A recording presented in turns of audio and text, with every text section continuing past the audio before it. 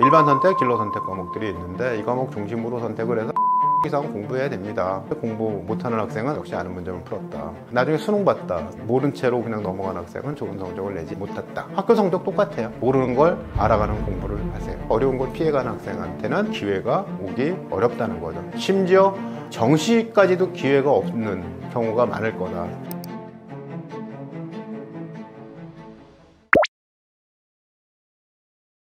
예, 질문 재밌죠? 학생들이 스스로 공부하게 만드는 방법. 그 자리에 게임을 갖다 놓으시면 어떨까요? 학생이 스스로 게임하게 만드는 방법과 노하우. 머릿속에서 도파민이 나오면 그 도파민은 뭘 하게 만들거든요.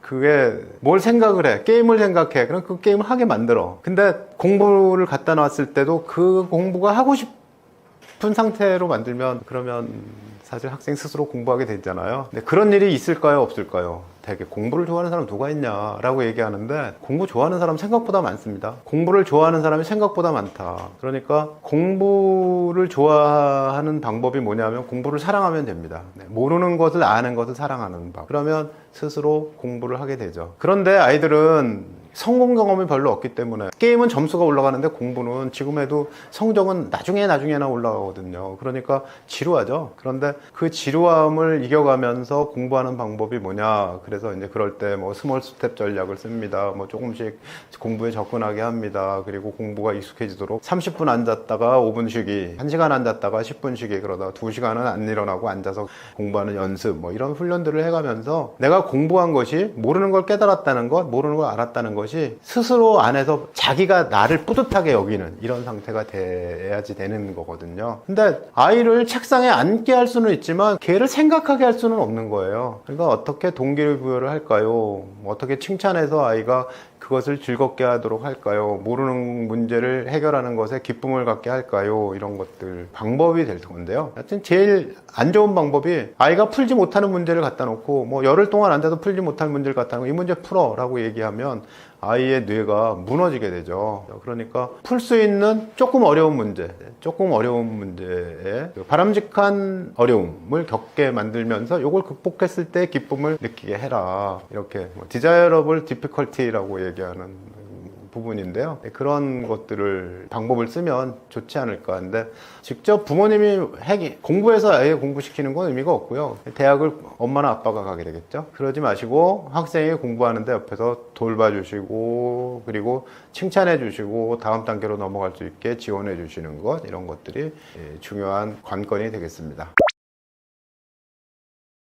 현재 공부법 중에 제일 중요한 것은 자기가 배운 교과 지식, 개념 원리를 잘 알고 그리고 설명할 수 있어야 되는데, 그런데 이걸 오해하고 있으면 안 되거든요. 그걸 이제 오개념이라고 하는데, 지구는 둥글다. 그러면 아이가 머릿속으로 지구는 둥근데 우리는 평평한 데 살고 있잖아. 그러니까 농구공처럼 생긴 지구에 쟁반 같은 판이 하나 얹혀져 있고 세상은 그 위에서 살고 있을 거야, 이렇게 생각한다. 이제 이런 것이 오개념인데, 오개념을 깨야 돼요. 그러니까 학생이 대수롭게 여기지 않지만 중요한 문제는 그런 오개념이 있나를 알아보는 거고요. 또 한 가지 문제는 외울 건 외워야 되거든요. 그런데 수학 시간에 근해 공식을 배웠어요. 그러면 근해 공식을 유도할 수 있어. 근해 공식은 뭐야? 설명할 수 있어. 근데 난 유도할 수 있으니까 뭐 그냥 유도할 수 있으면 되지 뭐 하고 넘어가면 나중에 근해 공식을 사용할 때 또 유도해야 되잖아요. 시간이 없죠. 외울 건 외워야 됩니다. 대개 모든 지식은 장기 기억에다가 저장해 놓고 필요할 때 얼른 꺼내서 써야 되거든요.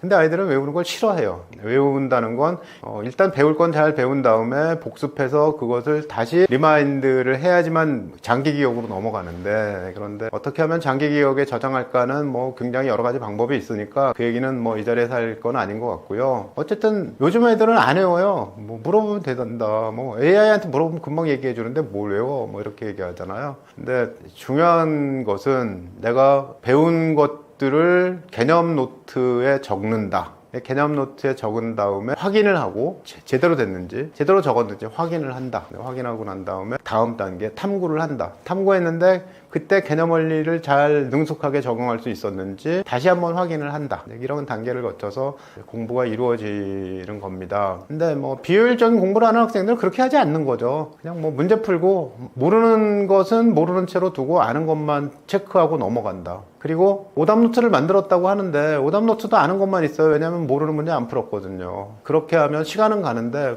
성적이 안 오르는 거죠. 나중에 공부 습관을 나중에 고치면, 대학 가서 고치거나 아니면 성인이 돼서 고치면, 그러면 그때 가면 이제 동기부여가 많이 되어 있는 상태라서 좋아지는데, 근데 중고등학교 시절에는 성적이 안 오르죠. 왜냐면 아는 것만 했으니까.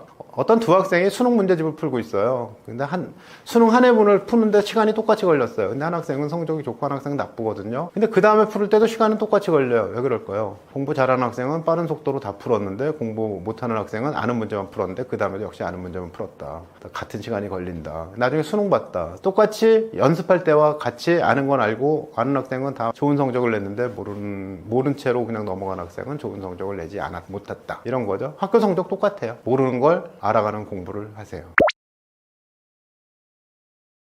대학에서 원하는 선택 과목이라는 게 있는데, 그게 대학의 권장 과목이나 핵심 과목으로 발표를 했습니다. 근데 그 과목들을 선택해서 공부를 하면 됩니다. 문제는 그 과목이 공부하기 싫은 과목이라는 거죠. 인문사회계 쪽에서는 권장 과목, 핵심 과목을 제시한 게 경영, 경제 같은 경제 수학을 공부하는 학과는 미적분 2까지 공부해가지고 와라. 이렇게 되어 있어요. 간호학과 미적분 2가 필요할 거고, 의대 미적분 2가 필요할 거고, 공대 당연히 필요할 거고, 컴퓨터공학과 당연히 필요할 거고, 뭐 농생대도 필요할 거고, 뭐 그래가지고 미적분 2가 필요한 데가 있고 아닌 데가 있는데, 근데 이제 대학 입시에 유리한 과목, 대학 입시에 필요한 과목이죠. 필요한 과목을 미적분 2가 포함되어 있는 데라면 해라. 그건 어디서 할 수 있냐? 아니, 대학에서 보면 있다니까요. 대학에서 발표한 자료라고 학교에서 알려줍니다. 그러니까 뭐 하면 됩니다. 그 다음에 사회는 거의 없고요. 그 다음에 권장 과목이 없는 거죠. 사회 쪽으로 사회과학 쪽, 사회과학 계열, 그 다음에 어문 계열로 진학할 사람들은 뭐 국어, 영어의 기초 실력을 잘 갖춰야 되고, 그리고 사회 쪽에서 과목을 선택하면서 콘텐츠 있는 내용, 과목들 해야 됩니다. 예컨대 사회과제 탐구를 했어요와 그 사회문화를 공부했어요. 그럴 때 그 탐구를 하면 사회문화에 들어있는 내용 자체를 안 배우고 있게 되거든요. 그러니까 내용 있는 과목을 선택하는 게 맞다, 이렇게 얘기를 하겠죠. 그래서 내용 있는 과목을 선택해서 공부를 하면 됩니다. 과학은 물화생지의 진로 선택과 그 다음에 일반 선택, 진로 선택 과목들이 있는데, 이 과목 중심으로 선택을 해서 한 7과목 이상 공부해야 됩니다. 대학이 그렇게 얘기하고 있어요. 근데 생각해 보시면 알아요. 얘가 이제 화생공을 가려고 해요. 화생공을. 그러면 필요한 게 화학 2과목, 생명과학의 2과목, 그 다음 물리학도 해야 되겠죠? 공대니까. 물리학에 필요한 과목 2과목. 그러면 일반 선택, 진로 선택에 총 9과목인데, 그 중에서 꼭 필요하지 않은 과목 한 2개 빼면 7과목 정도가 됩니다. 그래서 그 정도 공부하면 된다, 이렇게 얘기를 하는데, 문제는 생명과학을 하려고 그래. 우리 학교 의대 가려고 하는 애가 많아. 그래서 거기 가면 의대 가려고 하는 아주 그냥 성적 귀신들이 있는데, 그 귀신하고 만나게 돼서 성적이 나빠질 거거든. 근데 내가 가는 길에는 꼭 생명과학이 필요해. 나 농생대 갈 거거든. 나는 바이오 할 거야. 근데 생명과학 필요해. 대신 나빠질 것을 감수하고 공부할까요 말까요? 대신 나빠져도 해야 되는 거죠. 문제는 그게 유리한 전략인데, 말이 이제 유리하다 그러면 점수가 좋아야 되고 등급이 좋아야 되고 이런 걸 생각하니까 어려운 걸 피해가야 된다고 생각하겠지만, 다시 말씀드려도 똑같습니다. 어려운 걸 했는데 잘한 학생, 어려운 걸 했는데 좀 못한 학생, 그 다음에는 어려운 걸 피해간 학생. 근데 어려운 걸 피해간 학생한테는 기회가 오기 어렵다는 거죠. 심지어 정시까지도 기회가 없는 경우가 많을 거다. 상위권 대학이라면 정시에도 기회를 안 줄 거다라는 얘기입니다. 독특한 공부법이라는 게 사실 지금은 독특한 공부법이라는 게 별로 없어요. 왜냐하면 독특한 게 너무 많아가지고. 근데 어떤 학생은 혼자 앉아서 공부하는 게 지루해가지고 비디오 틀어놓고 자기 걸 방송을 하는 거죠. 인터넷 방송을 해요. 유튜브로 생중계로 공부하면서 내가 공부하는 걸 외부에 공개하고 있다. 근데 이 방법이 벌써 뭐 어제 오늘 일이 아니에요. 브이로그라는 게 있었는데 비디오 블로그죠. 그래가지고 거기에 자기 공부하는 것들을 공개를 합니다. 그러면 남들이 보잖아요. 우리가 왜 뭔가 큰 결심을 할 때는 소문을 내라고 그러죠. 어른들의 경우에 난 담배를 끊을 거야. 그러면 소문을 내라. 나 담배 끊을 거거든.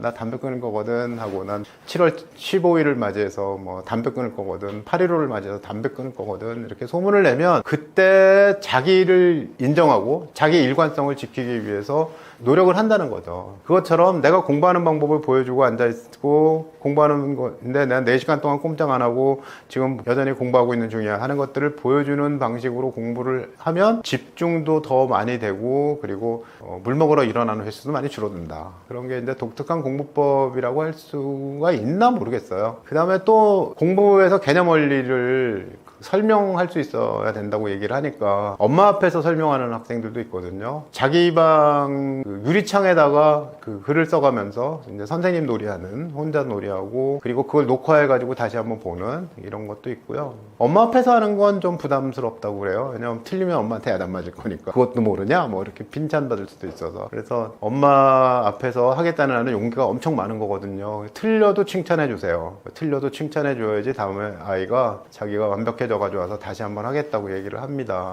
뭐 그런 정도고요. 그다음 뭐 개념 노트 쓰는 건 너무 일반화가 되어 있고, 그리고 일단 탐구 활동을 하는 것까지가 일단 현재 공부법 안에 들어가니까, 그러니까 개념 원리를 잘 알고 뭐 개념 노트를 썼어요. 그러면 그 다음에 탐구 활동하고 탐구 록이 있어야 되겠죠. 탐구 기록물을 쓰고 거기에다가 했을 때 어려움, 했을 때 앞으로 더 하고 싶은 것, 뭐 관련된 책을 읽었던 독후감 이런 것들을 잘 정리해 두면 그러면 대입에서는 크게 도움이 될 겁니다. 그 학원에 가지 않고 집에서 공부를 해야 되는 경우가 사실 고3이 되면 많죠. 사교육비를 보면 고등학교 2학년 때까지 사교육비가 막 증가하다가 고3이 되면 좀 떨어져요. 혼자 공부하겠다 이렇게 되는 거죠. 근데 사실 그 학생이 학원에 다니는데 국어는 왜 다니나요? 내신 때문에 다니나요? 수능 때문에 다니나요? 네, 국어도 수능 학원도 있고 내신 학원도 물론 있습니다만, 수학은 대부분 수능 중심이겠죠. 영어도 그렇고요. 학교 공부도 마찬가지로 뭐 그럴 텐데, 근데 사실 그 학교는 방과학교라는 걸 운영하고 방과학교에서 많은 것들을 해줍니다. 그래서 학생이 부족한 것이 있으면 방과학교를 이용해서 공부를 해라. 그건 사실 철칙인데 애들은 학원에 가면 뭐 더 잘해줄 거라고 생각하지만 뭐 꼭 그렇지는 않습니다. 방과학교에 애들이 안 올수록 학생 수가 적어지잖아요. 그러면 선생님하고 같이 소통할 기회도 더 많아지고 좋으니까 방과학교 하면 되고요. 또 한 가지는 학원이 적합한 과목이 있고 인강이 더 적합한 과목들도 있습니다. 그래서 인강을 들어라. 근데 인강을 무료로 들을 수 있는 기회들이 많이 있잖아요. 또 뭐 EBS 같은 경우는 원래 무료고, 그래서 그런 것들을 활용해 가지고 공부를 해서 성공한 학생들이 생각보다 많아요. 굳이 뭐 쪽집게 학원을 안 가도 된다는 그런 얘기겠죠. 학원에 보내지 않고 공부를 해야 될 때 가장 두려운 게 뭐냐 하면, 쟤는 지금 뭐 5학년인데 중학교 때 우리 아들 친구들, 우리 딸 친구들은 다들 이미 중학교 때고 고등학교 나가고 있대. 이런 선행에 대한 거거든요. 만약 학원을 보내게 되면 선행을 하게 되고, 그 선행한 그룹에서 떨어지게 되면 사실 좌절하게 되고, 또 좀 잘하면 우쭐하게 되고 뭐 그렇잖아요. 근데 선행보다 더 중요한 건요, 현행을 잘하는 거예요. 지금 하고 있는 걸 깊이 있게 잘하는 것. 아이가 학원에 가서 선행학습을 너무 많이 하는 경우는 지금 하고 있는 것은 대충 합니다. 근데 고등학교 가서도 보면 애가 중학교 단계에서 이미 고등학교 수학을 끝까지 다 띄고 왔다는 거예요. 그럼 잘 알아야 되잖아요. 근데 잘 몰라요. 그냥 수박 겉핥기로 알고 온 거죠. 그런 학원은 시간만 보내는 거다. 그러니까 학원을 안 가도 좋은 방법이 있는데, 좋은 방법은 뭐냐면 지금 현재 하고 있는 것의 문제를 잘 해결하고 그 다음에 복습을 해야 됩니다. 예습보다 더 중요한 건 80%의 복습이다. 복습을 해야 장기 기억에 남아있거든요. 복습을 해라. 그냥 복습하고 분명하게 공부를 해라. 학교 시험도 어려운 문제들이 나오면 그 문제를 풀어야지 성적이 좋은 거예요. 그러니까 1등하는 학생과 3등하는 학생의 차이는 뭘까요? 차이가 없을 수도 있는데 만약에 절대로 극복이 되지 않는다면 그 학생이 뭔가 부족한 건데, 독서가 부족하거나 아니면 어려운 문제를 생각하는 방식이 틀렸거나 부족하거나 아니면 무관심했거나 뭐 이런 것들입니다. 그래서 학원 안 가도 뭐 의미가 있는 건 아니고, 학원 안 간다고 굉장히 불리한 건 아닌데, 그런데 어쨌든 현재 현행 학습을 어떻게 하면 잘할 수 있을까 하는 것들을 모색하고 공부법을 잘 찾는다면 그렇다면 불리하지 않다. 그리고 가장 중요한 건 학원 안 간다에 내가 그래서 안 될 거야 라고 생각하지 마시고요. 학교를 이용한다. 학교 방과학교나 아니면 온라인 교육과정 뭐 이런 것들을 이용해서 공부를 깊이 있게 한다. 이런 방식을 택하고 거기에서 자기 자존심, 자존감을 세우는 것이 의미가 있죠. 늘 나는 학원도 못 가고 안 될 거야 이렇게 생각하면 진짜 안 되거든요. 근데 서울대학교에서 제가 입학사정관 할 때 입학한 학생들 중에 가정이 어려운 학생들하고 인터뷰를 했어요. 그랬더니 학생들이 굉장히 적극적인 거예요. 뭐 우리 아버지는 알코올 중독이었는데 학원은 무슨 학원, 뭐 혼자서 공부했는데 학교 갔다 와서 이렇게 책 읽고 공부하고 도서관 가서 공부하고 쉬는 시간에도 도서관에 하루에 한 번씩은 꼭 가보고 이런 루틴을 만들어서 공부를 꾸준히 해가지고 성적도 좋고 꿈도 크고 이런 학생들이 생각보다 많았습니다. 어떤 학생은 미술이 하고 싶었는데요. 미술학원 갈 돈이 없어가지고 어떤 장학재단에다가 연락을 해가지고 저 장학금 줄 수 있어요 라고 몇 군데 물어봤더니 한 군데서 답이 와가지고 거기서 미술학원 갈 수 있는 돈을 지원해 주셔가지고 학원을 조금 다녔어요. 마지막에 미술학원 좀 다녔어요. 학교에서는 그걸 지도해 주지 않았거든요. 그래서 입학한 학생도 다양한 길이 있으니 본인이 좋은 길을 찾아가기를 바라고요. 자존감을 가지세요. 무작정 하는 공부가 오히려 독이 되는 경우가 있어요. 배움을 망치게 되는 경우가 있는데 그 이유를 좀 말씀드릴게요.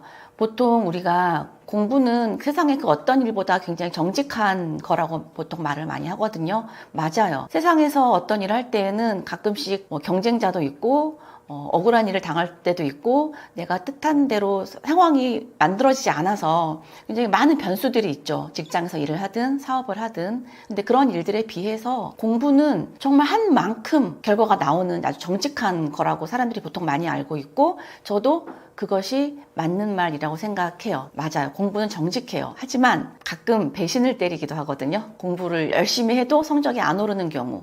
근데 공부를 아무리 열심히 해도 성적이 안 오르는 경우가 생길 때 그 이유를 분명하게 알아야 사실은 큰 함정에, 슬픈 함정에 빠지지 않을 수가 있어요. 예를 들면 공부를 만약에 열심히 안 했어요. 이 아이가. 공부를 안 하고 놀기만 했어요. 성적이 당연히 안 나오죠. 근데 그 아이들의 마음속에는 아주 깊은 마음속에는 희망이라는 게 있어요. 어떤 희망이냐? 나 그동안 공부 열심히 안 해서 그렇지. 나 맨날 놀아서 그래. 근데 내 이제 마음 딱 먹고 공부하면은 나 이제 성적 올릴 수 있을 거야. 라는 그런 희망이 마음속에 자리 잡고 있어요. 그런데 정말로 핸드폰도 멈추고 친구들과 노는 시간도 최대한 줄이고 그동안 하지 않았던 모든 나의 에너지를 다 쏟아서 열심히 공부를 했단 말이죠. 한 6개월 정도를. 한 6개월 정도 하면 조금 결과가 이제 막 나와야 되는데 그런데 똑같아요. 성적이 안 올랐어요. 자, 이런 아이들은 오히려 희망이 사라지는 거예요. 난 해도 안 되는구나. 나 정말 열심히 했는데 나는 뭐 공부머리가 없나 보다. 나는 어차피 해도 안 되네. 이런 식으로 굉장히 학습에 대한 자기 무력감이 생기거든요. 그래서 굉장히 위험한 거죠. 그래서 열심히 하는 건 당연히 기본값으로 필요하지만 열심히 했는데 성적이 안 오른다면은 두 가지밖에 없어요. 그 이유는 첫째, 정말 학습을 할 수 없을 정도로 그 학습 발달 단계가 아주 문제가 있는 심각한 상황이거나 아니면 방법을 잘못 알았던 거죠. 공부하는 방법을 잘못 알았기 때문에 잘못된 방법으로, 다시 말해서 성적을 올릴 수 없게 만드는 비효율적인 방법으로 나름의 열심을 했던 거예요. 그래서 그렇게 하는 공부라면 차라리 안 하니만 못하죠. 그래서 이왕 공부를 할 거면은 공부하는 효율적인 방법을 정확하게 알고 하는 것이 굉장히 중요합니다. 공부 방법을 얘기할 때 보통 많은 아이들이 저는 암기하는 게 너무 안 돼요. 뭐 암기하는데 좋은 방법이 없어요? 라는 질문을 이제 자주 듣곤 하는데 사실 맞습니다. 암기를 잘 해야 또 공부의 결과가 나오기도 하지만 기본적으로 암기를 하기 전에 어떠한 원리나 어떠한 상황에 대해서 충분한 이해가 바탕이 되지 않는다면 암기가 아무 소용이 없거든요. 그래서 그 암기법을 얘기하기 전에 먼저 내가 공부하려는 학습 단원에 대해서 충분히 충분히 이해를 하는 것이 먼저라는 것은 일단 기본으로 얘기를 하고 시작을 할게요. 암기법에 대해서는 사실 그 암기법에 관련된 전문가들이 워낙에 많으시죠. 뭐 우리나라의 그 기억력 스포츠라는 것도 있어서 국가대표들이 전 세계 대회를 나가서 정말 말도 안 되는 뭐 1분 동안 뭐 엄청난 양을 외우는 뭐 그런 대회도 제가 봤어요. 얘기를 들어봤더니 나름의 기억하는 방법을 훈련하는 또 과정이 있더라고요. 너무 저도 관심 있게 봤고요. 그리고 또 예를 들면은 우리나라 뭐 뇌과학의 또 대가이신 박문호 교수님도 굉장히 많이 이제 책에서도 말씀하신 게 여러 가지 기억 방법, 암기법에 대해서 말씀을 하셔서 그런 것들 보면 참 도움이 될 것 같다는 생각이 들어요. 예를 들어서 뭐 장소를 연결하는 장소법이라던가 3개의 요소를 같이 연결해야 된다라고 하셨던 3개 연결법 이런 거라던가 아니면은 어떤 것들을 내가 많은 양을 공부했을 때 하나의 어떤 구조화시키고 모듈화시키고 하나의 어떤 도표로 만들어야만 된다. 뭐 그래야지만 암기가 확실하게 더 빠르게 된다. 뭐 여러 가지 방법적인 얘기들이 있어서 도움받을 수 있을 것 같은데 일단 제가 지금 그 모든 것들을 다 기본으로 하면서 학습에 도움이 되는 암기에 대한 얘기는 크게 3가지로 정리를 해드릴게요. 이 3가지만 제대로 알고 실천을 해도 사실 공부하는데 암기가 안 돼요, 암기가 어려워요 그러지 않을 거예요. 안 하니까 어렵고 안 하니까 안 되는 거겠죠. 이 3가지만 하면 됩니다. 첫 번째는요, 인풋이 아웃풋으로 해야 된다는 거고요. 두 번째는 아까 처음에 얘기했지만 커다란 맥락이 없으면 안 되기 때문에 맥락을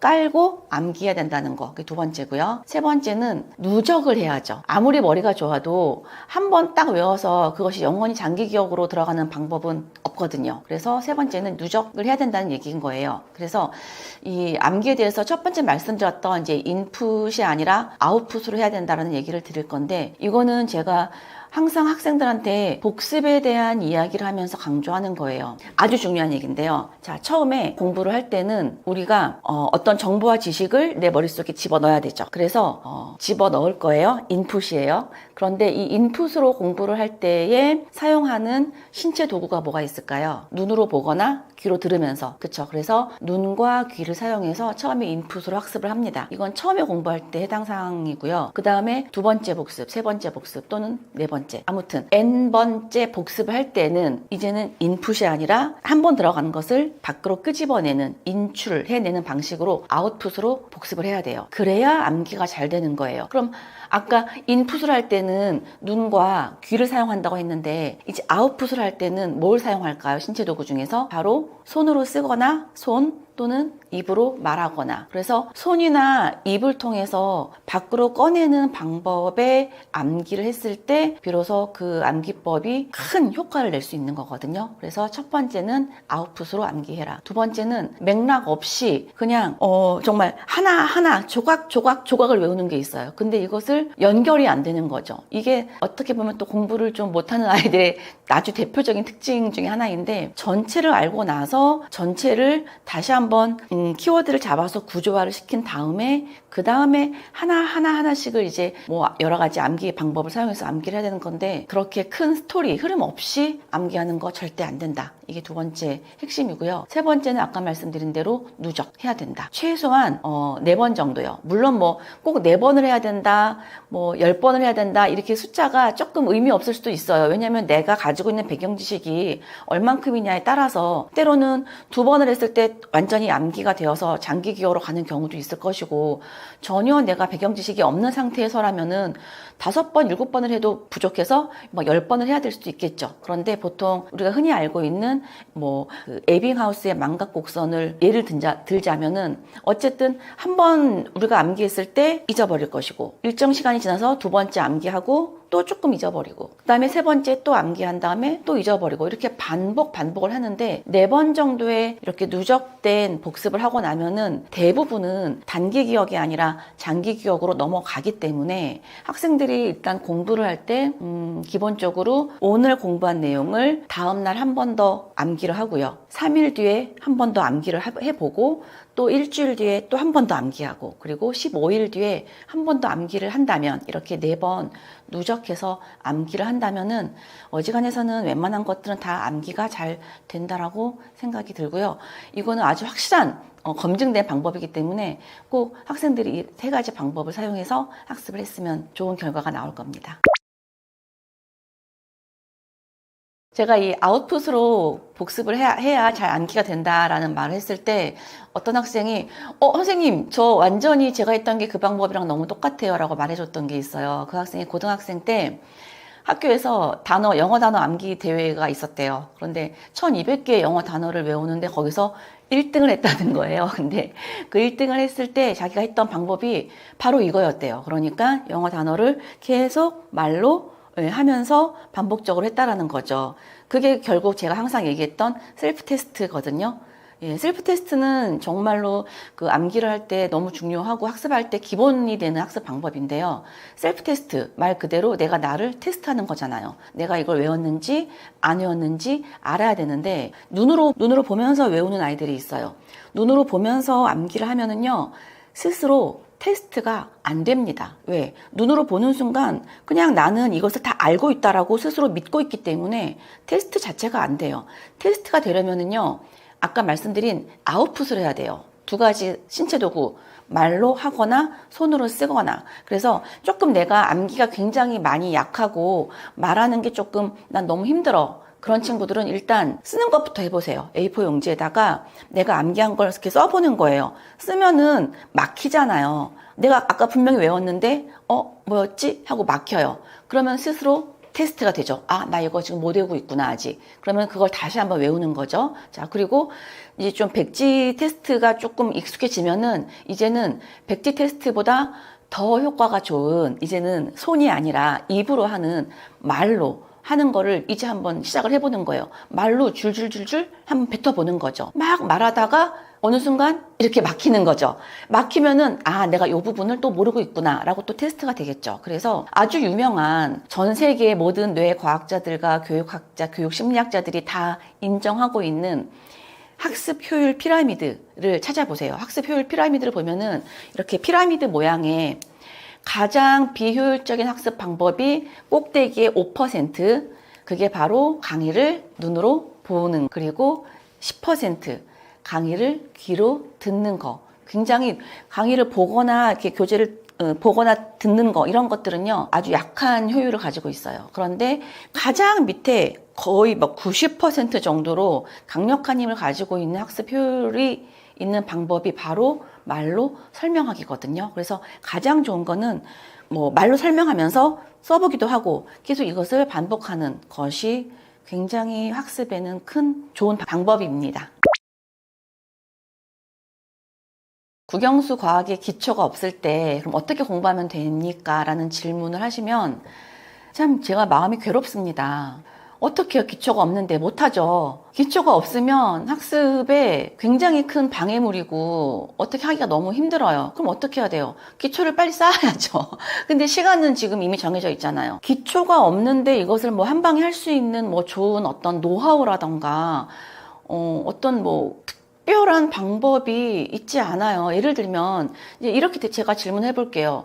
우리 아이는 정말 오래 달리기도 못하고 이런 기초 체력이 없는데 점프 연습 열심히 하고 스파이크 연습 열심히 해가지고 그것만 열심히 해가지고 어떻게 배구 국가대표 좀 어떻게 만들어 볼 수 있을까요? 그러면은 안 됩니다. 기초 체력이 일단 기본이 되고 난 다음에 그런 운동 기술도 연마해야 되는 거죠.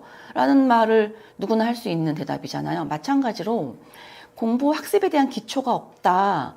그러면 기초를 쌓기 전까지는 어떤 학습을 하더라도 그 발전 속도가 너무 느려요. 불가능하다, 안 된다 그런 뜻이 아니라 되긴 되죠. 시간이 오래 걸린다라는 거죠.